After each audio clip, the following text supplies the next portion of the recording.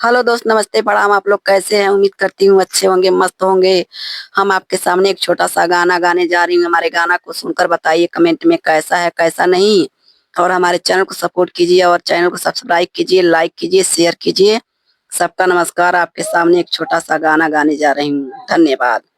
सुनकर हमारे गाना को बताइए। बने मोहन गैया चरावेला कौने बने मोहन गैया चरावेला अरे की थारी में जेवना परसलो सोने की थारी में जेवना परसलो अरे जेवना ना जेवे गगरिया गिरल झमसे गगरिया गिरल झमसे अरे नदी के भैया हो झगड़वा कर हमसे अरे ननदो के भैया हो झगड़वा कर हमसे